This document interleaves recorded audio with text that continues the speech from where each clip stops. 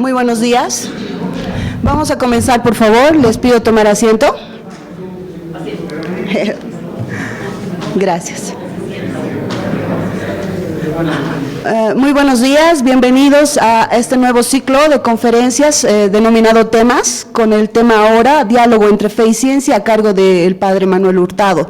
Vamos a ceder la palabra ahora al doctor Marcelo Guardia Crespo, coordinador del centro de la Coordinación de Investigación de SEDE, para que inicie la conferencia.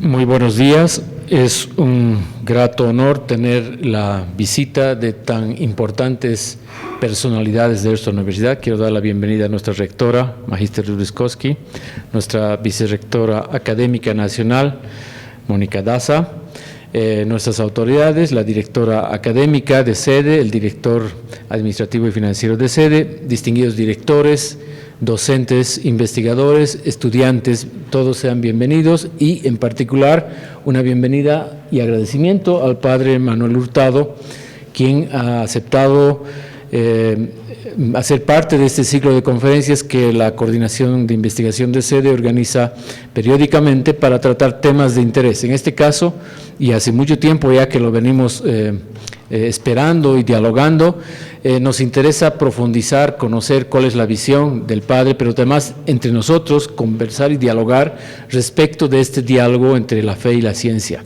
Porque a medida que la ciencia moderna ha ido consolidándose y avanzando, da la impresión de que se ha ido orientando hacia la racionalidad, hacia la técnica, y dejando de lado o despegándose, digamos así, de la parte espiritual. Y es por eso que, además, como parte de la visión que tiene nuestra universidad, nuestro proyecto académico que involucra y toma en cuenta esas dos grandes dimensiones de la producción del conocimiento, es que los investigadores, los equipos de nuestros centros de investigación, hemos estado siempre preocupados con esta temática y por eso es que hemos decidido conversar en esta oportunidad de ello. Nuevamente reitero mi agradecimiento a todos los presentes y en particular al padre Manuel Hurtado. Bienvenido, padre. Bueno, ahora les voy a robar un poquito de su tiempo para que leamos el currículum del padre, un poco, para saber con quién estamos hablando. Él tiene una licenciatura en Sagrada Teología en el Saint-Servais de París, Francia.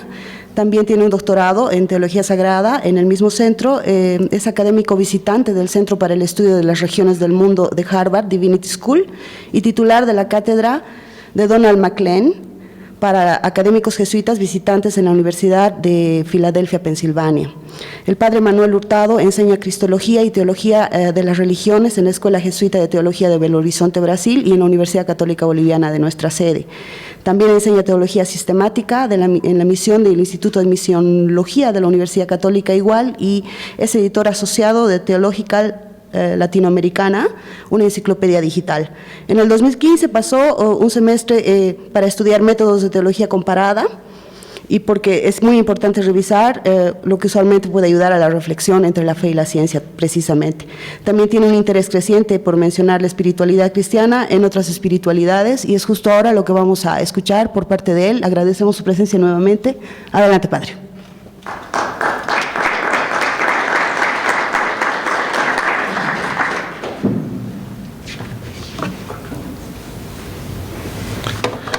Muy buenos días a todos y a todas. Es una alegría poder estar aquí en medio de los estudiantes, los profesores, las autoridades en la universidad. Yo creo que este tema que me han propuesto sin duda es central, especialmente en una universidad como la nuestra. Permítame, sin más introducciones, comenzar leyendo una cita. Es una cita de Chesterton en un pequeño librito que se llama La Cruz Azul, donde el principal personaje de esta serie de libritos de Chesterton es el padre Brown. Es un personaje que él crea. Sé que se acusa a la Iglesia de despreciar la razón, pero es justo lo contrario. La Iglesia es la única en la tierra que reconoce que la razón es suprema. La Iglesia es única en la tierra en afirmar que al mismo Dios se alcanza por la razón.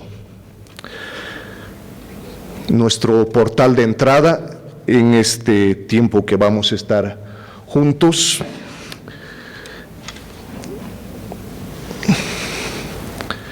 es habitual separar e incluso oponer a priori la fe y la ciencia. La fe estaría del lado de la irracionalidad, mientras que la ciencia estaría del lado de la razón. Esta idea ha calado en muchas mentes, pero cuando miramos la historia, vemos que es una idea relativamente reciente, heredada en parte, pero no solo, del movimiento positivista del siglo XIX. Intentaremos ir más allá de esta idea recibida, para reflexionar sobre la racionalidad constitutiva de la fe. Yo lo repito, para reflexionar sobre la racionalidad constitutiva de la fe, pero también sobre el hecho de que el enfoque científico no puede reducirse a un enfoque únicamente racional.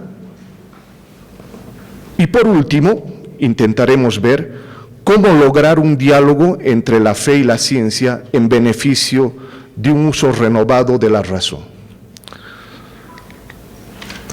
Al iniciar esta conferencia, ponemos como telón de fondo la encíclica Fides et Ratio de Juan Pablo II, que fue publicada ya hace 24 años. Y el discurso pronunciado por el Papa Benedicto XVI en el año 2008 en París, en el encuentro con el mundo de la cultura, que concluye con las siguientes palabras.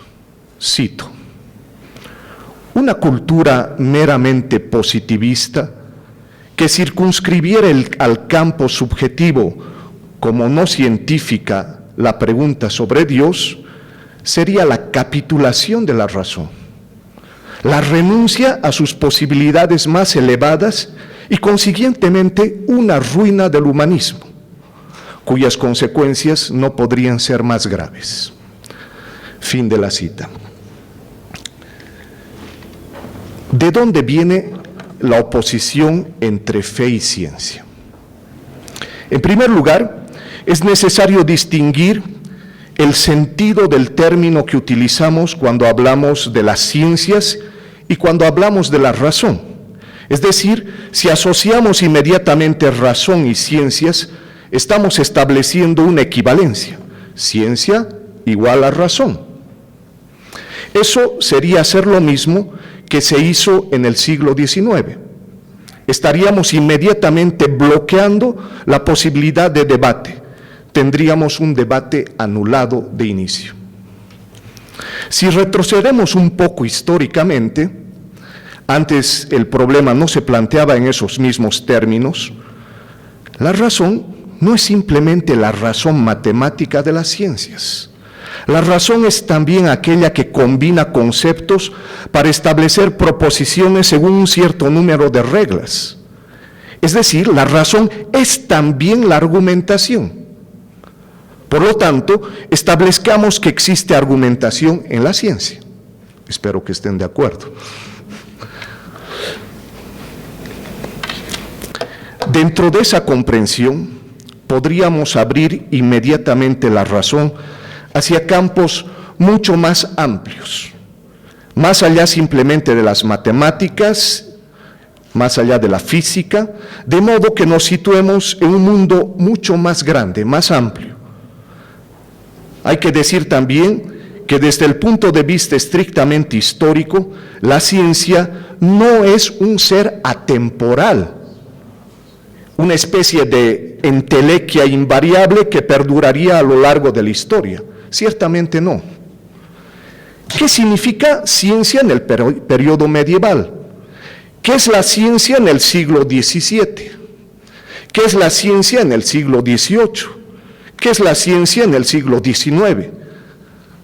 La ciencia, a decir verdad, no tiene una definición única. No practicamos la ciencia de la misma manera. Por ello, es absolutamente necesario e indispensable tener una aproximación histórica e identificar un contexto histórico. Sería necesario poner todo lo que vamos a decir hoy en un momento histórico. De lo contrario, sería difícil poder entablar un debate o una conversación en nuestro medio universitario.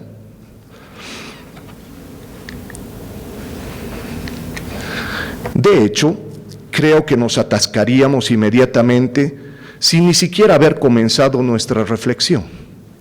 A manera de ejemplo, ciencia en la Edad Media es el conocimiento demostrado, mientras que el nuevo concepto de ciencia que estaba naciendo en tiempos de Galileo Galilei es una ciencia que se basa en la formulación de hipótesis, de conjeturas, que posteriormente deben demostrarse o falsarse. En el nuevo paradigma de ciencia naciente, la palabra hipótesis cambia de sentido. Hasta Galileo, por hipótesis se entiende una mera ficción. En efecto, la oposición entre fe y ciencia debe ser vista en un largo proceso histórico. Conviene recordar el caso Galileo, la perspectiva evolutiva de Darwin, por ejemplo, ambas cosas. Todas aquellas representaciones del mundo que las ciencias han ido construyendo pusieron en cuestión la concepción del ser humano en el centro del mundo, en el centro de la creación. Esa visión, a partir de Galileo, no podía seguir siendo el modo de explicación correcto. No es que se cuestione la visión del Génesis, del libro del Génesis, sino son los modos de representación y explicación los que se pusieron en duda en gran medida. En efecto, los modos de representación y explicación cuestionados fueron fuente de muchos conflictos. La idea de la evolución tardó mucho tiempo en ser elaborada, incluso dentro de la Iglesia. Hemos tenido que esperar hasta Juan Pablo II en 1982 para rehabilitar a Galileo. Hay que tomar todos esos momentos de conflicto dentro del proceso histórico, sin olvidar el montón de malentendidos, en particular sobre la idea de verdad. A saber, en la ciencia solo hay una verdad provisional. En cambio, en el Evangelio, la afirmación de Juan 14:6, yo soy el camino, la verdad y la vida, obviamente, ustedes lo entenderán bien, no tiene el mismo significado de la palabra verdad en el otro campo. Los malos entendidos jalonan toda la historia.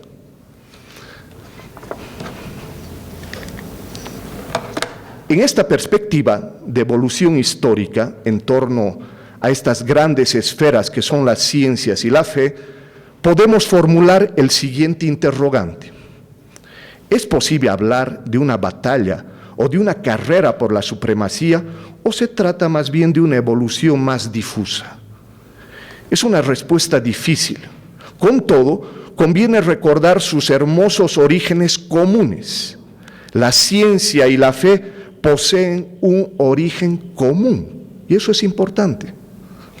El origen, tanto de la ciencia como de la fe, está simplemente en el asombro. El asombro que Aristóteles pone al principio del libro de la Metafísica, porque lo caracteriza al ser humano en la creación, es aquello que caracteriza al ser humano en la creación, que es un ser vivo que se asombra de estar precisamente en medio de la creación, o si prefieren, de estar en medio del universo.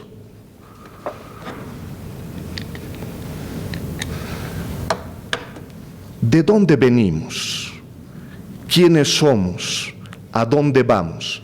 Ese es el cuadro que tienen ahí. Son esas preguntas fundamentales, siempre misteriosas, magníficamente puestas en imagen por Paul Gauguin, a orillas de Tahití, en la Polinesia. De hecho, nunca daremos una respuesta definitiva a esas tres preguntas. Y precisamente, frente a este misterio sobre nuestros orígenes, los seres humanos estaremos animados por el deseo de saber. Precisamente en ese deseo de saber está el común origen de la ciencia y de la fe. Con todo, en el siglo XIX sabemos que hizo tanto daño ese tema, que nos hemos visto prácticamente obligados a olvidar este origen común, que es justamente este asombro, este maravillarse simplemente de estar en el mundo. Sabemos más que de sobra, que el ser humano es el único viviente que sabe que podría no haber existido y que sabe un día que dejará de existir. Conocemos nuestra contingencia y nuestra mortalidad, pero justamente eso crea en nosotros el deseo de comprender, el deseo de saber. Ese deseo está en el origen mismo de la ciencia y de la fe. Aunque sepamos que ulteriormente sus racionalidades serán diferentes, la racionalidad de la ciencia y la racionalidad de la fe ciertamente son racionalidades diferentes. Existe pues en nosotros el asombro y el deseo de saber que están en el corazón mismo tanto de la fe como de la ciencia. Para saber cómo todo esto evolucionó, cómo más precisamente las ideas, las teorías positivistas se abrieron camino en las conciencias de hoy, es importante seguir esto lentamente. Aunque podría discutirse un poco, puesto que no es tan simple como podría parecer, en efecto, si nos remontamos a los filósofos griegos, sabemos que no existe la noción de revelación, y propiamente la fe es una revelación.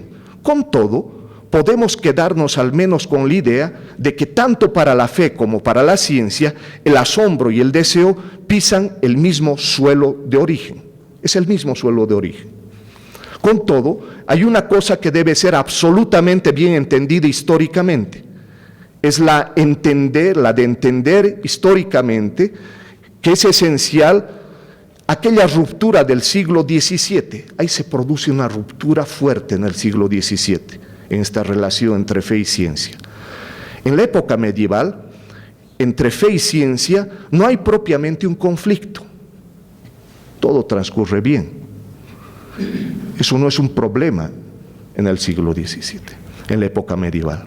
A manera de ejemplo, los franciscanos de Oxford, especialmente Francis Bacon, aquel filósofo, hacían experimentos sobre la luz, pero sobre una luz que es material, pero que esa luz material los lleva hacia otro tipo de luz, que ellos llamaban la luz verdadera. En una física que nos aproxima de los antiguos, pero que tampoco tiene que ver directamente con la misma luz material, sino que hace referencia a otra, es el debate que se instaura en Oxford en el siglo XVII. En ese siglo, el mundo se hace esencialmente mecánico. Y desde el momento en que el mundo se mecaniza, Dios se exterioriza. Yo lo repito, en el momento en que el mundo se mecaniza, Dios se exterioriza. Dios no está en una máquina, pero se convierte en ese momento en un gran relojero, por lo que el mundo cambia y ese momento, pues, la ruptura se instaura.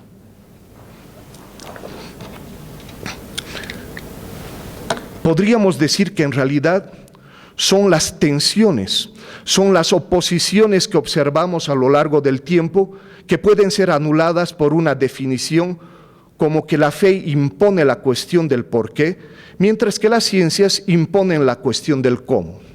Sí y no, pero por ahí se va. Posiblemente sea una fórmula que convenga, pero al mismo tiempo es cierto que fue un momento de armisticio entre fe y ciencia, puesto que hay dos órdenes totalmente diferentes. Todo eso ha evolucionado mucho, aunque el conflicto sigue estando marcado, y es en ambos lados que encontramos lo que se llama la epistemología de las ciencias, es decir, cómo se ha construido el pensamiento científico. Y hablando de las ciencias llamadas duras, aquí hay varios representantes dignos de las ciencias duras, y nos damos cuenta de que en ellas no solo hay un pensamiento lógico, matemático, racional, sino también hay mucho imaginario, Y esto solo puede ser muy bueno, no es malo, es bueno. Además, hay mucho de humano, podríamos decir, por eso mismo las llamamos ciencias exactas en contraposición a las ciencias humanas. Y luego también es el caso de la física cuántica, donde se puede mostrar que la ciencia nunca ha llegado a lo real en sí mismo, como algunos ya lo habían dicho. Uno de los primeros en afirmar eso es Kant, ¿no? Por eso vale que todo el conocimiento científico en sí mismo, haciéndolo más y más eficiente. En el lado de la fe y de la teología, todos los estudios, en particular los estudios bíblicos, la exégesis y sus famosos 23 métodos de interpretación de la Biblia, en particular los métodos de la crítica histórica, han hecho progresar mucho sobre los modos de representación que son portadores estos textos de la Escritura y aquello que querían significar. Asimismo, el hecho de ir al encuentro de los textos en hebreo o en griego, que ha habido por ambas partes un trabajo que ha permitido renovar y distinguir y finalmente percibir ciencias, filosofía, teología, para poder dialogar mejor, aunque recordemos que las oposiciones no han terminado del todo. Para tratar de entender por qué la ciencia durante mucho tiempo y todavía hoy, con mucha frecuencia, se reserva para sí, es una pretensión indebida, que la ciencia se reserva para sí la racionalidad, la noción de racionalidad, podríamos preguntarnos claramente si pensamos que la ciencia es solo racional. La respuesta es ciertamente no, ya que de modo general la ciencia está también acompañada, usando un lenguaje freudiano, la ciencia también está acompañada de pulsiones. En efecto, en la ciencia también está presente la pulsión. Hay una palabra un poco fea, la epistemofilia, es decir, la pulsión de llegar a comprender. Todos los científicos están ávidos por comprender, esa es la pulsión para llegar a saber, a conocer, así que eso está bien presente. Por ello, separar la fe y la ciencia según un catastro demasiado bien definido, que quisiera ver solo la crítica del lado de la ciencia y solo la convicción del lado de la fe, sería indebido y muy perjudicial, tanto para la ciencia como para la fe. Así, contrariamente a lo que se acaba de decir, hay que afirmar que de hecho hay crítica en la fe y convicción en la ciencia.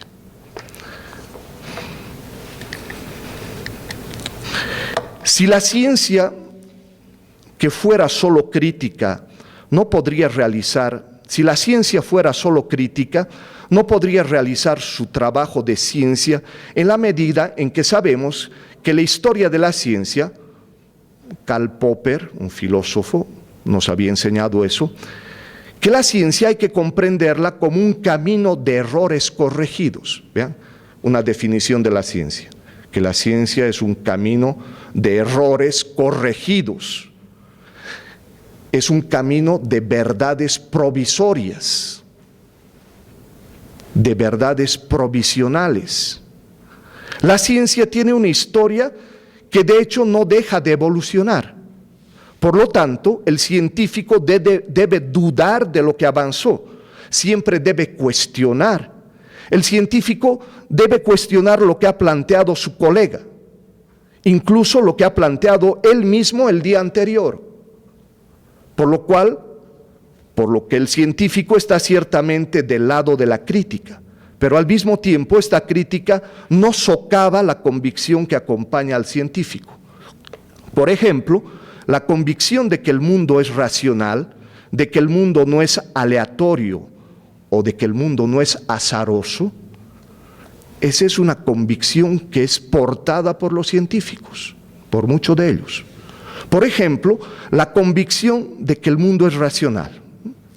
En el fondo de la crítica hay algo de confianza en la naturaleza del otro lado.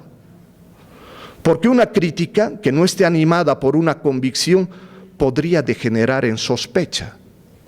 Y por otra parte, una convicción religiosa que no estuviera animada por una crítica podría degenerar en fanatismo.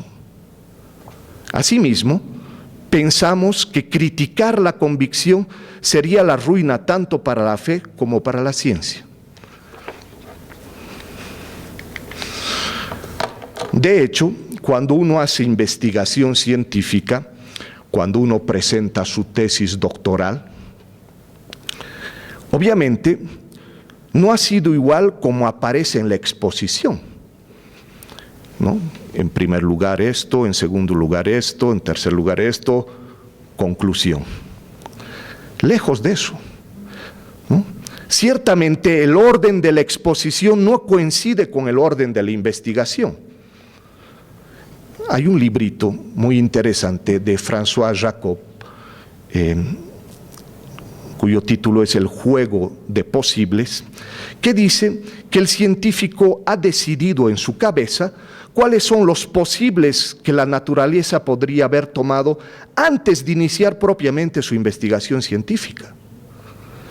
Y que aquello que va a encajar o no va a encajar, eso suele llamarse la heurística. Es eso, la heurística, ¿no? Así pues, efectivamente, hay formas de convicción y decisión que preceden el planteamiento científico. En la investigación científica no todo es racional, no todo es lógico-matemático. Luego, inversamente, ¿cómo se puede ser científico en el campo racional y al mismo tiempo ser creyente? Y frecuentemente, erróneamente por supuesto, se piensa que se piensa la fe en el campo de lo irracional. Por ello, la provocación de estar listo para dar cuenta de la esperanza que nos habita, este es el caso, ese es mejor hacer la distinción, a mi modo de ver, no tanto entre lo racional, sino hacer la distinción entre razonable y racional. Lo razonable es que se puede dar cuenta por la razón y luego se hace una demostración, aunque evidentemente es difícil demostrar que Dios existe, lo mismo que es difícil demostrar que Dios no existe, pero podemos entenderlo. Y por eso hay razonabilidad. Precisamente en ello reside el trabajo de la teología.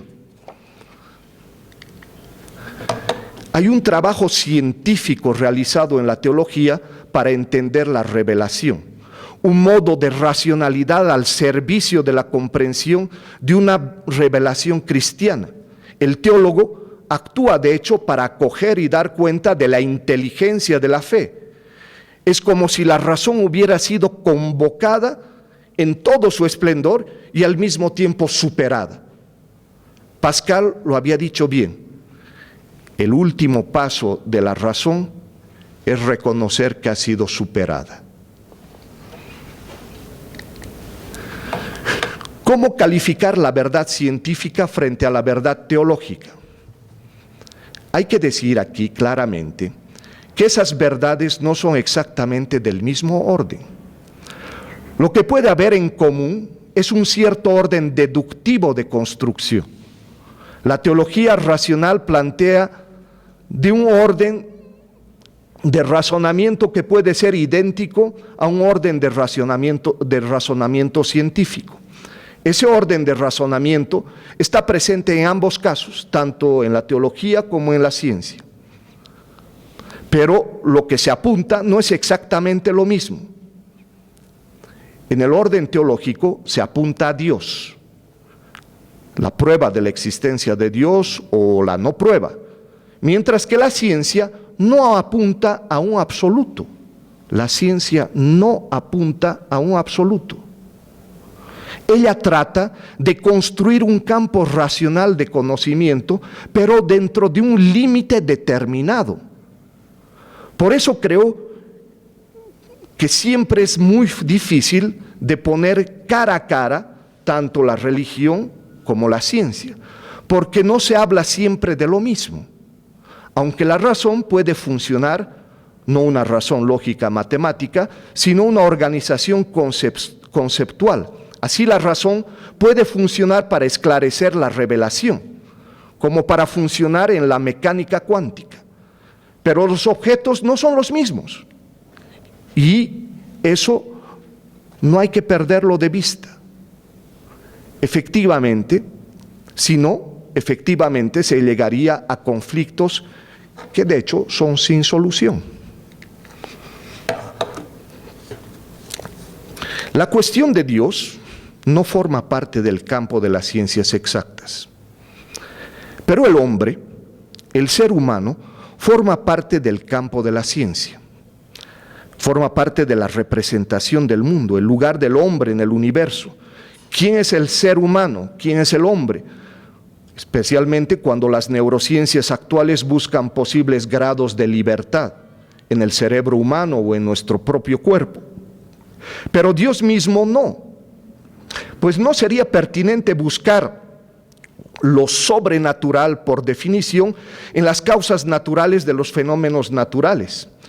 Debe quedar claro que no hay una autonomía de la ciencia, debe quedar claro que hay una autonomía de la ciencia y suponemos que la ciencia se pone los problemas en su propio campo. No corresponden a todos los problemas del ser humano. La filosofía se acerca mucho más a las reflexiones teológicas de lo que se acerca a las reflexiones de la ciencia. Es pertinente, por ello, la distinción que debe hacerse entre ciencia, filosofía y razón. De hecho, recordemos que el gran Pascal, el filósofo Pascal, nos dice que el corazón tiene sus razones que la razón no conoce, que la razón ignora. En otras palabras, incluso cuando a la manera de Pascal nunca renunciamos a hacer un esfuerzo de razón, el corazón tiene sus razones, pues, que la razón no conoce, y eso lo experimentamos prácticamente, ¿no? Pero el corazón tiene sus razones, y así de nuevo, no hay que circunscribir la razón a la razón lógico-matemática, puesto que equivaldría a amputar de la razón algo precioso. Sería cortarle a la razón algo que la enriquece. En suma, se podría decir que el trabajo de la razón está en el corazón mismo, en el centro mismo de la fe. Así, en el paradigma humanista cristiano, que es el que de hecho ha prevalecido durante siglos y que a partir de la Edad Moderna ha comenzado a operarse una bifurcación, ¿no? El paradigma humanista, es decir, las letras, la filosofía, la teología, el derecho, etcétera, etcétera, y el paradigma científico-técnico, las matemáticas, las ciencias naturales, las ciencias tecnológicas, etcétera. Ha habido una bifurcación. Para sintetizar las relaciones históricas, esto puede ser muy útil para nuestro debate, para sintetizar las relaciones históricas entre la ciencia y la fe, nos puede ser útil recordar la siguiente tipología: el concordismo. El concordismo es la búsqueda de una correspondencia directa entre fe y ciencia, entre un texto bíblico y un dato científico. Esta posición actualmente está ampliamente superada, pues esta postura llevaría indefectiblemente al fundamentalismo. No la podemos aceptar más. Dentro de la tipología, en segundo lugar, está el discordismo, que pretende que la ciencia y la fe se ocupan de órdenes diversos de la realidad y que estos son independientes tanto ontológica como epistemológicamente. Tú en tu patio, yo en el mío, y tranquilitos nos quedamos. Tampoco. El planteamiento es la articulación que debe existir entre ciencia y fe a través de un diálogo que busca integrar las formas de conocimiento. Recordemos el famoso caso Galileo. ¿Qué podemos aprender del caso Galileo, que todos conocen? Si nos acercamos al caso Galileo, tiene sentido ahora si podemos recoger las enseñanzas que aporta tanto a la Iglesia y a la teología como a la investigación científica. Lo primero que hay que tener en cuenta es aquello que está presente en la Constitución Pastoral sobre la Iglesia en el mundo actual, en el documento del Concilio Vaticano II, conocido con su nombre latino como Gaudium et Spes. En este documento se defiende explícitamente la legítima autonomía de las realidades temporales, de manera especial la autonomía de la ciencia respecto de la fe. Esto quiere decir que se reconoce la metodología particular de cada ciencia. Es por ello que la investigación en todos los campos del saber nunca puede ser considerada como contraria a la fe. Y esto por una sencilla razón. Tanto las realidades profanas y las de la fe tienen un origen común: Dios. La autonomía de las realidades temporales no quiere decir que la realidad creada sea independiente de Dios y que el ser humano pueda usarlas sin su referencia al Creador. Y esto por una simple razón: la criatura sin el Creador se hace añicos. La criatura sin Creador se esfuma.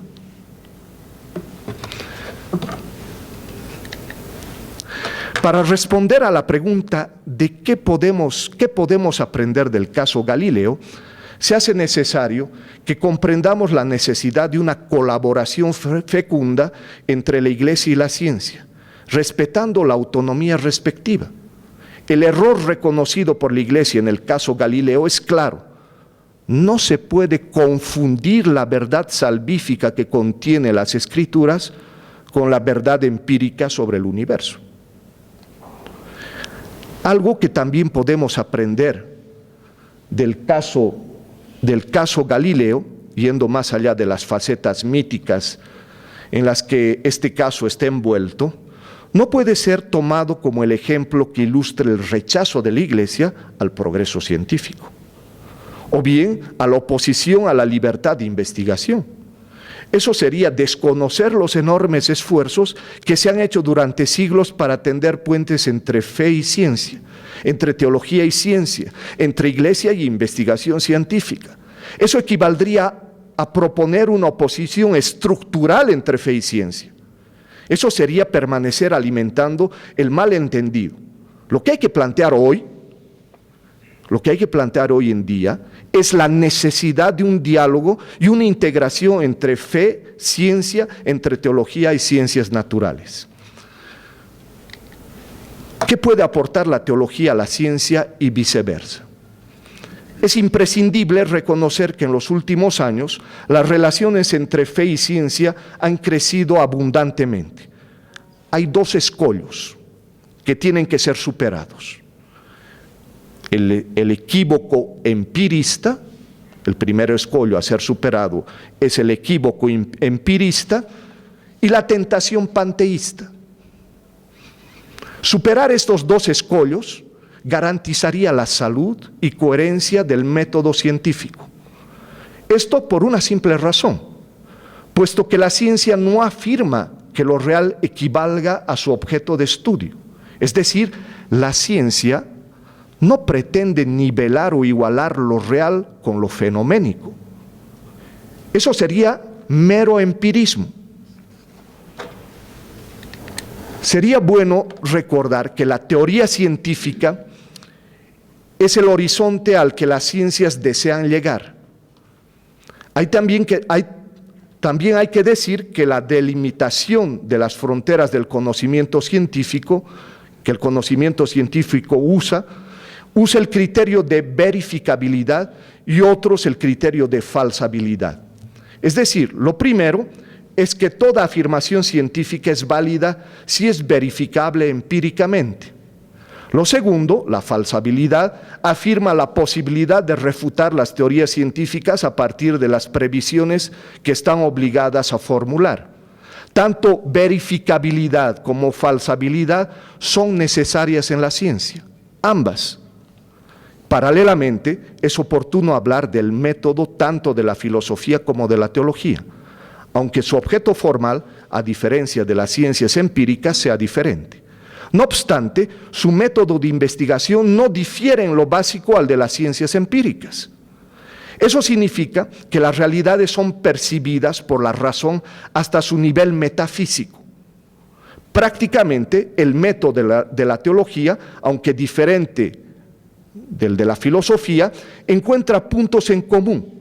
La teología se aproxima de lo real a partir de la perspectiva de la fe, de la revelación. El método teológico, la investigación teológica, se aproxima de los datos revelados y los organiza según un orden para desembocar en una práctica. Es posible afirmar, más allá de precisar el estatuto epistemológico y la metodología propia de cada disciplina, nos encontramos con la necesaria colaboración y complementariedad de los distintos modos de conocer y de saber. Hoy día es común hablar de transdisciplinariedad.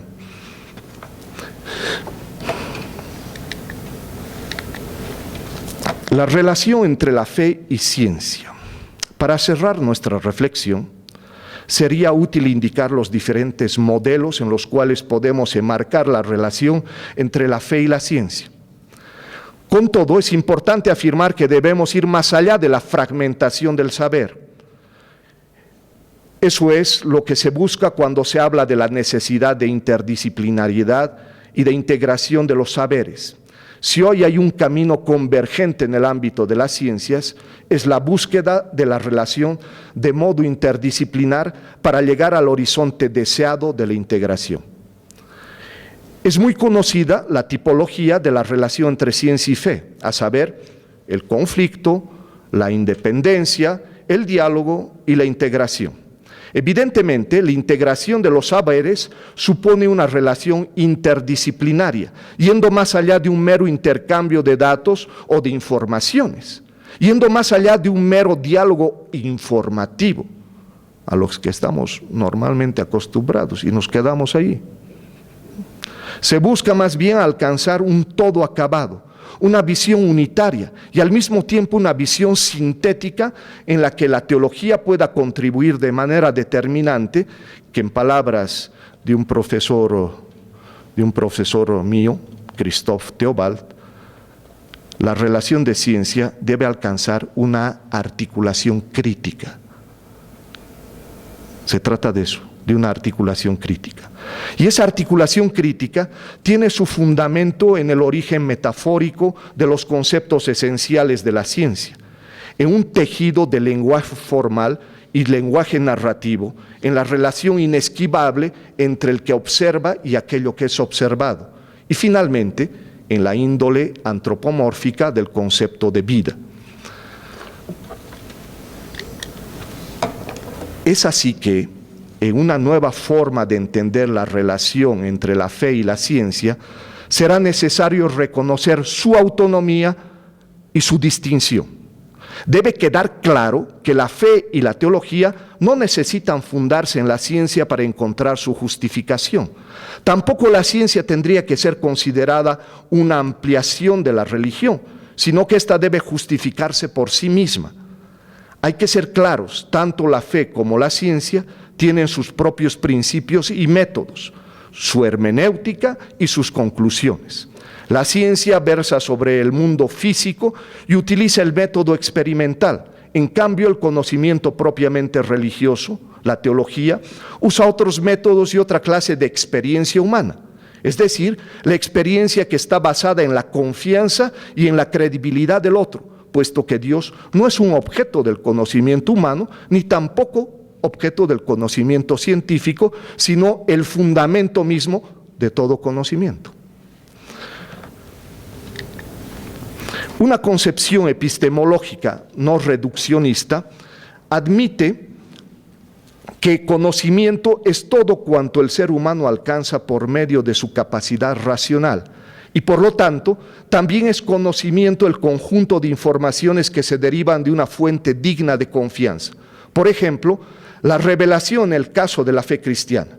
Por eso es necesario dejar claro que el conocimiento científico no es el único tipo de conocimiento. Existen otros saberes, otros conocimientos, otros modos de conocer que son importantes para la existencia humana. A esos otros conocimientos aludidos se les debe reconocer dignidad epistemológica y veracidad. Pensemos, por ejemplo, en esos otros conocimientos que no están en los anteriores campos: el arte, la poesía, la literatura, la historia. Sabemos que hoy está cuestionada la tesis sobre la cual está fundamentada la teoría cientificista, según la cual el conocimiento científico se pasaría en hechos y conduciría a respuestas satisfactorias, mientras que los demás conocimientos, el religioso, por ejemplo, se fundamentaría en meras opiniones que no llevan a la verdad. Es decir, el único conocimiento que te da de verdad certezas es el racional, el científico. Los otros conocimientos son de segunda. Ciertamente no. Es necesario ir más allá de cierto optimismo cognoscitivo que ha estado de boga hace algunos años. En este sentido, es preciso reconocer que en la ciencia están mezclados el experimento y la teoría, la realidad y la interpretación. Es decir, la ciencia no se acerca solamente a una parte de la verdad del mundo físico, ya que no puede llevarnos a toda la verdad. La ciencia no puede llevarnos a toda la verdad, simplemente a una parte de ella. Finalmente, debe quedar claro que no se da una separación ni contraposición entre la fe y el conocimiento científico como lo desearía o quisiera el famoso Dawkins, este científico que va en silla de ruedas, ¿no? Que va en silla de ruedas. También debe quedar claro que existe una diferencia entre ambos, pero siempre es posible encontrarse, siempre es posible dialogar, especialmente en el campo de la experiencia humana, que de hecho es el terreno común en el cual fe y ciencia se encuentran. ¿Dónde más se encuentra la fe y la ciencia? El terreno común es la experiencia humana. La comprensión recíproca es tarea. El enriquecimiento mutuo contribuye a la realización misma de la humanidad. Los teólogos se reconocen en el ejercicio de la fides quaerens intellectum, es decir, la fe que busca su propia comprensión, y los científicos se reconocen en el ejercicio de la res quaerens intellectum, la cosa misma que busca su propia comprensión, diferente de aquello que Descartes llamaba res cogitans para los filósofos. Esa res cogitans de Descartes es un reduccionismo, el reduccionismo cartesiano de la subjetividad. No es eso, es otra cosa. Todo reduccionismo epistemológico corre el riesgo de desembocar en un reduccionismo antropológico. Esa es una equivalencia importante. Todo reduccionismo epistemológico puede desembocar, podría desembocar en un reduccionismo antropológico que negaría la libertad para relacionarse, para abrirse a lo incondicionado, a lo infinito, a lo espiritual, ámbitos en los que se tienden puentes entre la fe y la ciencia, la filosofía y la teología, haciendo posible así ir más allá de un mero biologismo reductor del ser humano a su mera animalidad.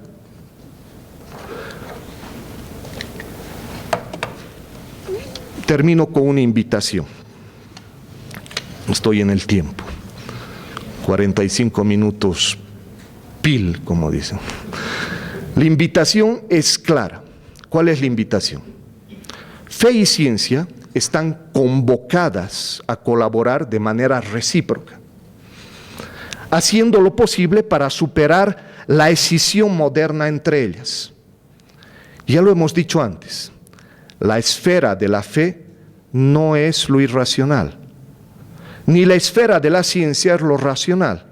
Eso sería un tristísimo reduccionismo. Sin concluir absolutamente nada, porque no me toca, creemos que la tarea inmediata de la investigación en la universidad, sin procrastinar como ha sido costumbre en el pasado, ahí está la condición, sin procrastinar, porque son años de historia, ¿no? La tarea inmediata de la investigación en la universidad es desplazar nuestro raciocinio académico al centro de una antropología integral abierta a la trascendencia, sabiendo que solo es posible con un compañero de camino, nunca solo. La fe es compañera de la ciencia y la ciencia de la fe. En compañía es posible hacer camino en la búsqueda del sentido y de la verdad del mundo y la verdad de la vida. Muchas gracias.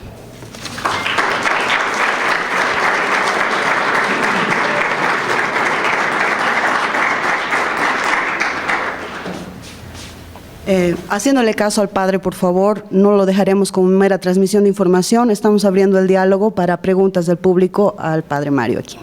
Padre Manuel, perdón. Adelante. Puedes acercarte al micrófono.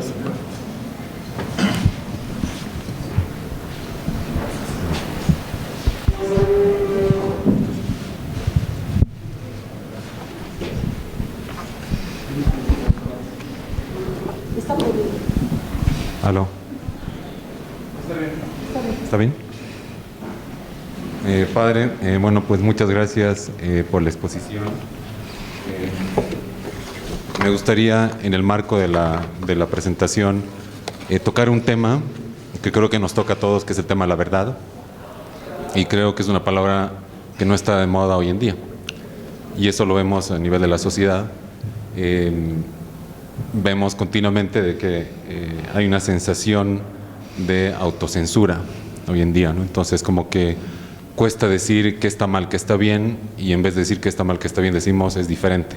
Entonces, como lo mencionaba Papa Benedicto XVI, hay una suerte de un tema de relativismo, que se habla de la dictadura del relativismo, ¿no? Entonces, eso me da la sensación que ha permeado en nuestra sociedad, y por eso hablamos de lo políticamente correcto. Entonces, típica palabra que empleamos, ¿no? Políticamente correcto, y eso lo vemos que muchos políticos se mueven en ese ámbito, ¿verdad? Hoy en día también lo vemos así, dice una cosa, otra, no se la juega ni A ni por B, todo lo contrario, dice no, digo esto, pero todo lo contrario, entonces al final no sabemos en qué quedamos. Muy bien, entonces, al mismo tiempo me da la sensación que ese tema de esa dictadura del relativismo también ha permeado la academia, ¿no? Entonces, eso es una de las cosas que veo.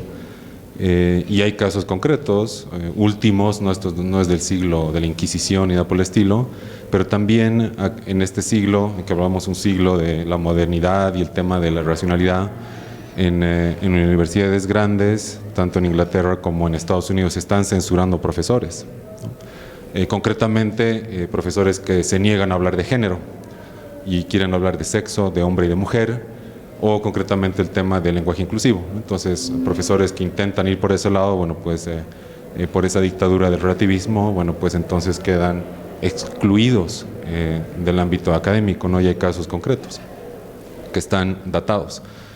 En ese sentido, veo al mismo tiempo que como que la academia está reñida con la verdad, es decir, algunas conversaciones que tengo con unas personas y de lo que leo, veo que académicos piensan que no existe la verdad, ¿no? Dicen, bueno, ¿qué es la verdad?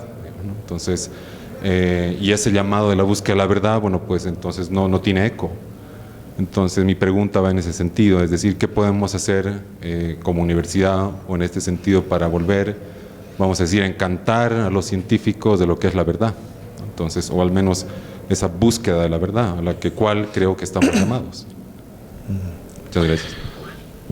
Sí, brevemente, digo, es un tema que nos llevaría para otra conferencia, pero yo diría lo siguiente, Rommel. La búsqueda de la verdad no es una tarea individual, sino es una tarea de todos. Y frente al relativismo, es decir, quien afirma, bueno, simplemente no hay verdad o todo eso no interesa, bueno, digo, estaría fuera de foco, por lo menos en la academia, me parece, ¿no? Pero en la construcción o en la búsqueda de la verdad, como tarea de muchos, como tarea conjunta, ahí viene la diferencia. La primera condición es la aceptación de las diferencias iniciales. No podemos querer nivelar de inicio, es decir, no vamos a discutir si no estás de acuerdo en esto. A ver, comencemos. Y desde una pluralidad, de una diversidad de opiniones, de perspectivas, podemos hacer camino juntos, sin imponer, dejando la expresión a cada uno. Entonces, el problema, yo creo, en las universidades que has citado, a veces es como la imposición de una línea única. Y eso creo que puede hacer daño. Y eso nos estaría desviando de la búsqueda conjunta a varias voces de la verdad. Obviamente, nosotros tenemos que escoger el campo, ¿no? Porque no estamos, creo, hablando en el sentido más pleno de esa verdad que les decía del Evangelio de Juan, ¿no? Yo soy el camino, la verdad y la vida, sino estamos en la búsqueda conjunta de una verdad que la podemos alcanzar en un camino siguiendo el método científico, pero nunca desdeñando la verdad que está en el horizonte. Yo creo que en la comprensión de ese camino conjunto se pueden conseguir desplazamientos interiores y desplazamientos también físicos, yo diría. Necesitamos movernos, pero sobre todo necesitamos mover la cabeza, necesitamos desplazar la cabeza.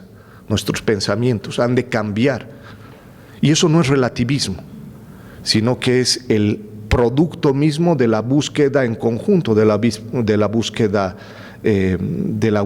con un compañero, con una compañera de camino, ¿no? Colega, estudiantes, etc. Entonces, lo bonito es la construcción conjunta en la búsqueda de la verdad.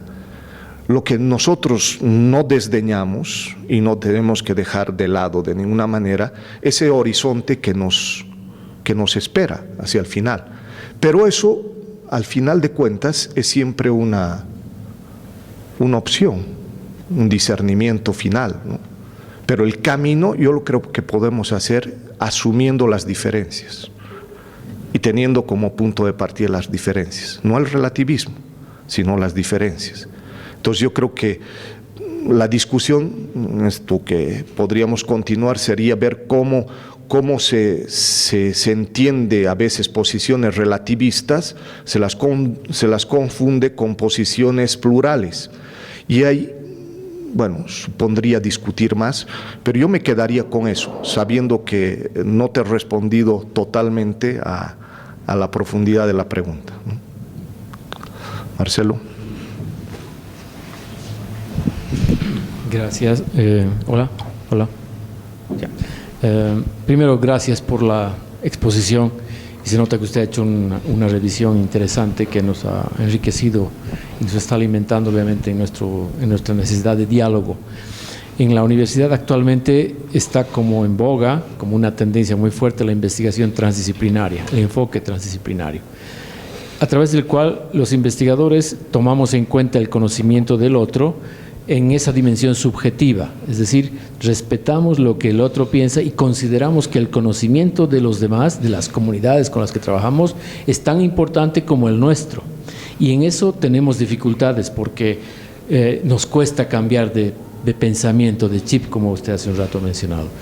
Entonces, ¿usted cree que esa transformación nos está exigiendo no solamente reconfigurar nuestra posibilidad de hacer y encarar la investigación, sino además de revisar los supuestos en los cuales nos hemos basado? Por ejemplo, decir, lo objetivo es objetivo, lo subjetivo no sirve, hay que desecharlo, digamos.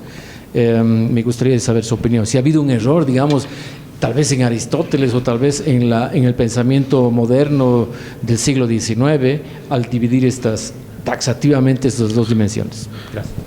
Yo creo que la gran riqueza de la aproximación transdisciplinar es precisamente que los otros saberes que no tienen carta de cientificidad tienen un lugar en una comunidad,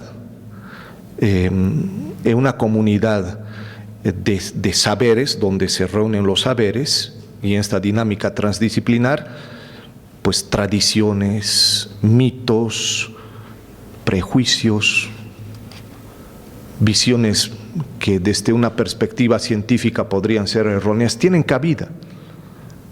Cuando hay un proyecto como el que tienen aquí, por ejemplo, con campesinos de Tiraque, digo, si no se toma en cuenta lo que ellos piensan, lo que ellos sienten, lo que ellos creen, no es transdisciplinar, porque estaríamos apenas imponiendo nuestra perspectiva.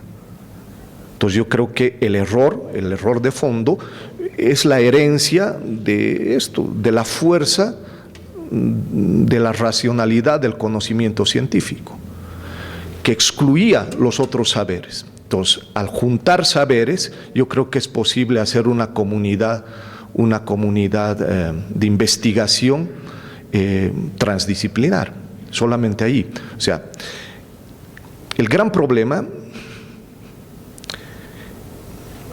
son los desequilibrios, porque al final de cuentas, en los proyectos que de hecho tenemos, quien pone la plata es el BLIR, quien pone los hombres es la universidad, el aporte de la comunidad, cuando hay otro, bueno, siempre es reducido, entonces siempre son minoritarios. Y a nivel de los saberes, ¿cuál es el saber que se impone? No hay nada. Yo les cuento una anécdota.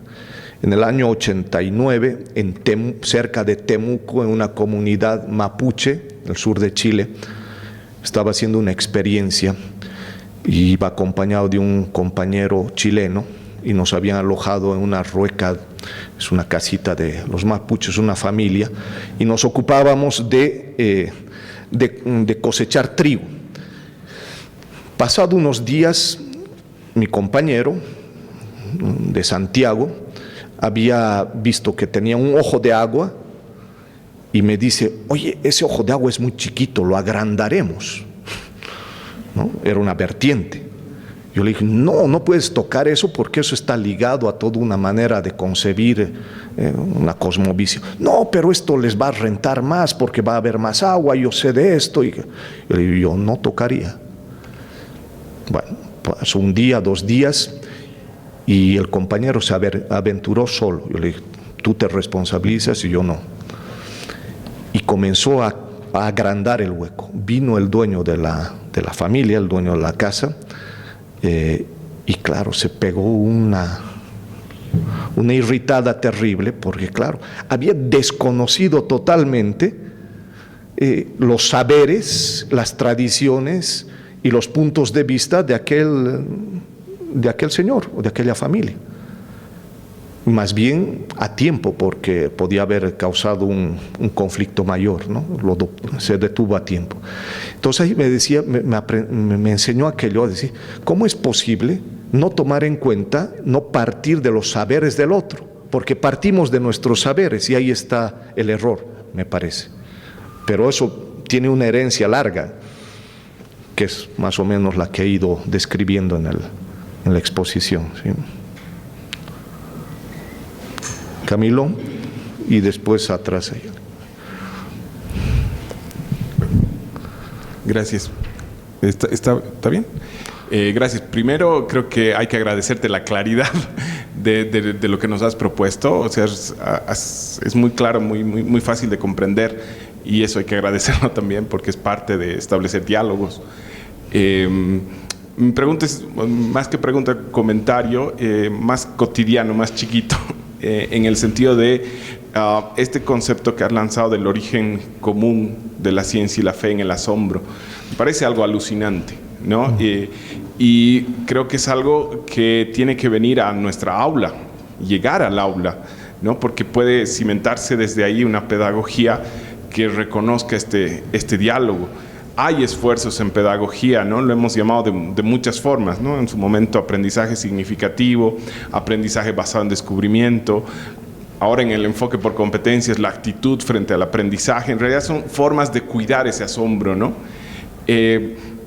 ¿Cómo desde tu experiencia, desde esa reflexión, esa claridad que tienes, podemos cuidar y cultivar en el aula esta capacidad de asombro, que ya no es el asombro que tiene el niño, ¿no ve? Que salta de un asombro al otro, sino que queremos que el profesional tenga una capacidad de asombro más madura, más ordenada, ¿no? Más con capacidad de actuar también, no solo quedarse en asombrarse, ¿no?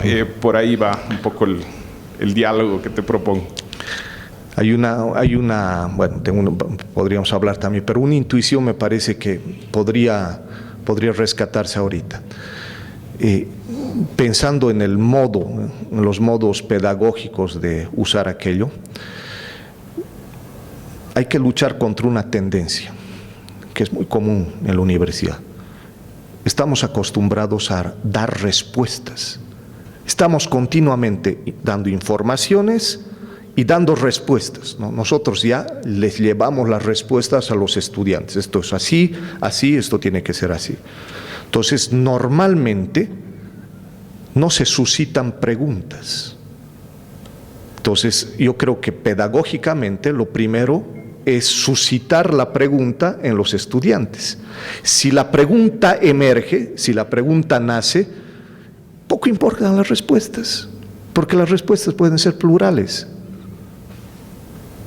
Y los guiaremos y les tendremos que enseñar a discernir las respuestas. Pero el problema es que nosotros damos la respuesta, esta es la correcta. Y además, así funcionan los exámenes también. Te has equivocado porque has respondido mal, pues, ¿no? ¿Por qué? Porque no ha habido un problema, porque no ha habido una pregunta en el sentido propio, ¿no? Una pregunta fuerte. Entonces yo creo que hoy día es más importante suscitar preguntas que dar respuestas. Y eso cambia totalmente el modelo institucional, académico que están preparando.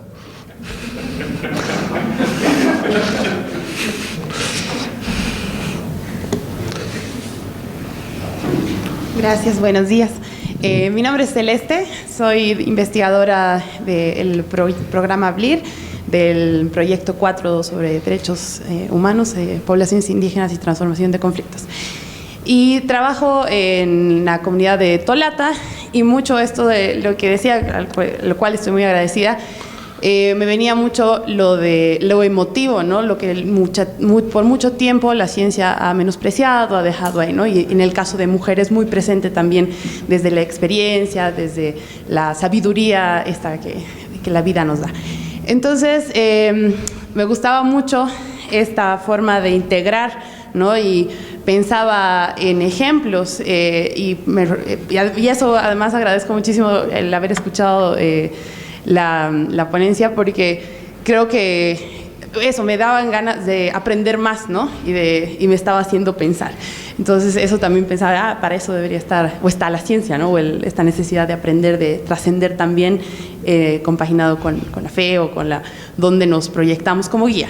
Entonces pensaba en una conversación que tenía con una amiga que está estudiando como segunda carrera matemáticas, y lo fantástica que es la matemática. Yo soy abogada, así que muy poco de eso, puro asombro nada más, pero el tema de los girasoles, ¿no? Lo infinito, la naturaleza y esta perfección numérica, que esto que es incalculable, ¿no? Y luego el cero también, que el cero, algo tan fantástico que cuando sumas o restas puede dar cero, y es como, pero ¿cómo puede dar algo cero que es nada cuando estás sumando o restando algo, ¿no? Entonces ahí hablábamos y me decía que eso también podía ser relacionado con esta idea de Dios, con esta idea de no poder dar explicaciones, ¿no? Hasta cierto punto. Y pensaba en esto que fantástico puede ser los puentes en donde la matemática se puede unir con algo así inexplicable o con la naturaleza. Y no sé, por ahí no es el mejor ejemplo de todo, pero es en lo que a mí me ha hecho pensar. No sé qué otros ejemplos pueden haber de estas integralidades con las que podemos como empatizar con más facilidad para demostrar de que estas no son opuestos, ¿no? De que están interrelacionados, y que además, por supuesto, más allá del norte que puede dar lo emotivo o esta fe, para no investigar también cualquier cosa por investigar. Más allá de esto, no sé si tiene algunos otros ejemplos o cosas con las que uno podría empezar a jalar, a ver, demostrar estas interconexiones. Gracias. Muchísimas gracias, Celeste. Realmente me encanta la propuesta. También podríamos iniciar una conversación larga, pero te respondo con lo siguiente. Es una cita de Lewis Carroll, ¿no? Que escriba Alicia en el País de las Maravillas y los otros, ¿no? Dice lo siguiente: no se pueden creer cosas imposibles, dice Alicia. Supongo que te falta práctica, dijo la reina.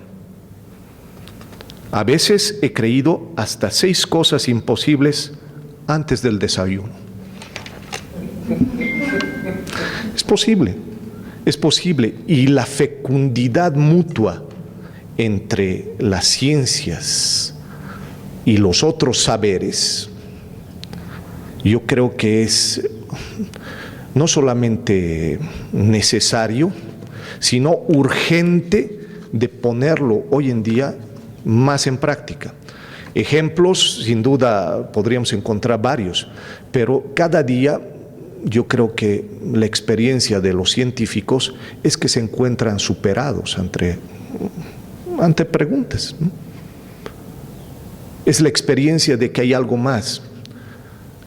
Cuando llegas y te pones ante lo indeterminado y no sabes más, tienes que recurrir a otras cosas. Por eso que la conjunción tan excelente que hay en algunas personas que son profundamente científicos, pero también profundamente creyentes, y creyentes no solamente diría religiosamente, sino creyentes en el otro,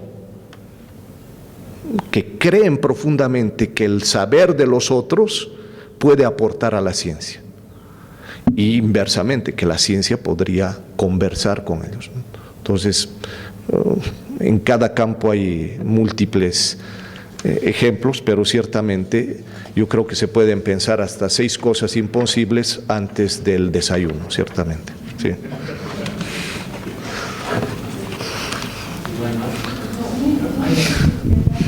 Hay una más. Ahí está. ¿Bien? Sí, gracias. ¿Se escucha? En realidad, bueno, Camilo decía ahora que todo ha sido muy claro, para él se han aclarado muchas cosas. Yo la verdad, al escucharlo todavía tengo que pensar demasiado y volver a ver, ojalá haya grabación. Mi tema o el cuestionamiento que tengo en este momento, la fe está al lado de la irracionalidad.